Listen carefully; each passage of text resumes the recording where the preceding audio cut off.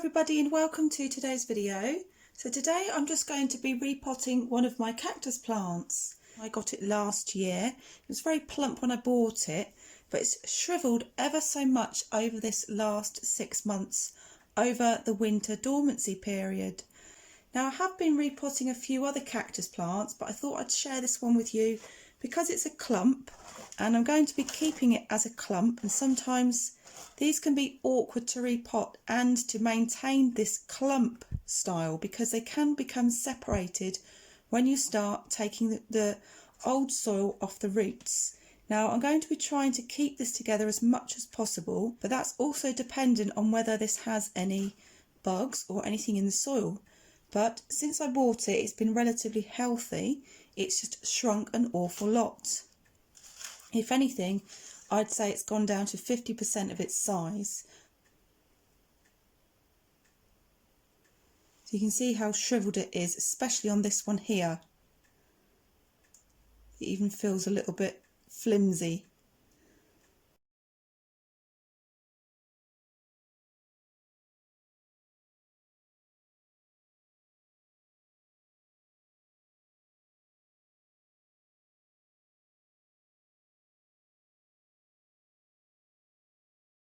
So you can see here that we've got all the roots coming out the bottom, so it does need repotting.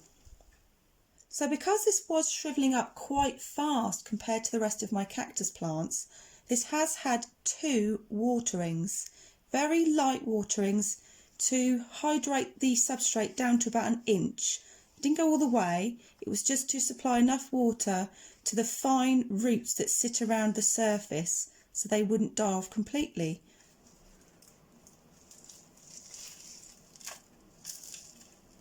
So we'll examine the pot first because that's quite a good indicator if you've got any pests, because you tend to see especially mealybug residue, which is white stuff around the inner plastic. I can't see anything in there, looks fine. So we're going to be reusing this pot. So you can see it's got quite a lot of roots here and they look fine.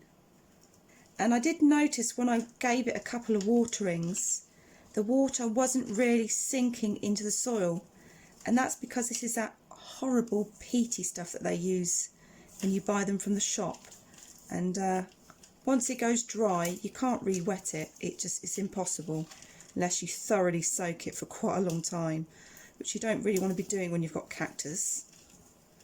So it wasn't really getting into the roots, I don't think, despite my best effort of giving it water. So it's just continued to shrink and shrink with best intentions of keeping a clump together. Sometimes it doesn't go to plan and you have to separate them for whatever reason, and they end up being solitary plants, and then when you do want to try and put them back together again, they never look right. You don't want to disrupt the presentation of how they're actually sat now. I want them to stay together.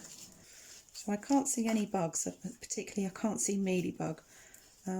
Those are horrible. I absolutely had enough of seeing mealybugs. I'll get my tool now just to get into these little crevices in here, just to help break it up a bit more. So as most of you will probably know, the best time to be repotting your cactus is around about this time as spring's approaching, because that's when they'll start to wake up and put on some active growth and start budding. But I do personally repot cactus at any time of the year, and I don't seem to have many problems doing that. As long as you're letting your cactus dry out and letting the roots dry out very quickly in between you doing this sort of thing. For instance, I tend to put a lot of my cactus roots into water to really give them a good clean off, to try and be as pest free as you can before you repot them. So you need to get right in there, and you're going to break roots. There's nothing you can do about that, so don't be afraid about breaking roots. So you can see it's not really coming apart, so that's what we're aiming for. But I want to get enough off that these roots are going to get access to water.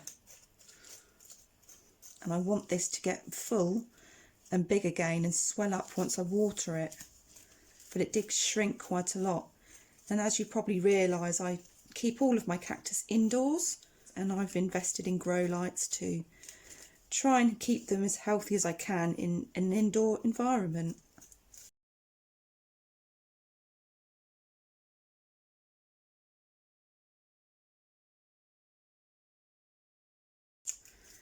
So I think we've got most of that off now, and I think just slightly pull them apart there. I can't see any bugs right in the central area, because sometimes they will stay in the gaps that you can't get to or that you can't visually see easily. So I can't see any signs of mealybug at all, which is great. I'm not going to be rinsing this in water because it looks fine, and I'm quite confident that there's no pests there, and it doesn't have any spider mite. So you can see it's got some slight floppiness, but the roots are still sturdy together and I can keep that shape. So I'm going to be using my current potting mix. It's a very free draining mix. And I haven't had any problems using this so far since I started moving across to using fir bark, and I do use cocoa coir, and I add that to mainly my seedlings and plants that need to remain a bit more damper, which are the younger cactus plants. So perhaps add some of that sometimes, but most of the time I tend to use just the fir bark. So if you've never repotted a cactus before and you're watching this video for the first time, see, easy, you just line your pot, simple as that. Don't go too far up, because what you want to do is you just want to guesstimate what you need in the pot first of all. So take your cactus, sit it in, make sure it's not sitting too high and it's not sitting too low down in the pot. So you don't want a cactus really buried down there. You want it usually the base with the rim, so that's where you're going to be putting your top dressing if you're using it. So that looks perfectly fine like that. So I'm just going to infill around the sides, and I hope this will invigorate it. This has got lovely lava rock in there, which gives macronutrients and nutrients to the cactus. The pumice holds on to nutrients. Got the bone meal in there to help the roots, activated charcoal to keep the soil smelling fresh and to keep away fungus or bacteria and just maintain a clean environment for the roots. And then you've got the fir bark, which holds on to some moisture, and it's hygroscopic, so that's good. And the vermiculite as well will also hold on to some moisture, and also has nutrients as well. So it's an all-round good mix. So I need to add a bit more because I've still got some roots showing here. And if you're thinking about using a new cactus mix for your plants this year, because you want to change, you're fed up of using those horrible ones off the shelf that you find in the shops because they're so soggy and horrible, then initially when you buy these bags of rocks and pumice and lava, it's a good investment because they do last you a long time, especially if you've only got a handful of plants, because you're not going to be repotting them all the time.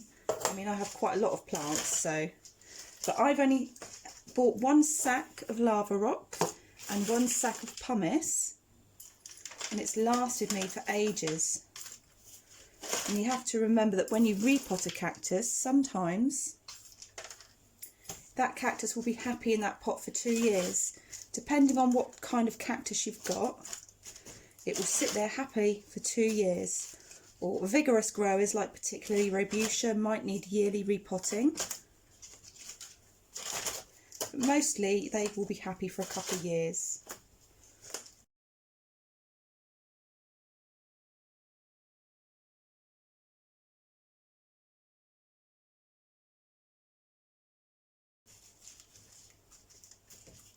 So that looks fine, and at the moment I'm not going to put any top dressing on it. That's perfectly fine like that. So after about a week I shall give it its first water, which will be perhaps the start of April, and I'm hoping the weather will be sunnier then, or at least warmer. Thank you so much for watching, and don't forget, if you like this video, give me a like, share and give me a comment, and do consider subscribing to my channel. Thank you for watching. Bye.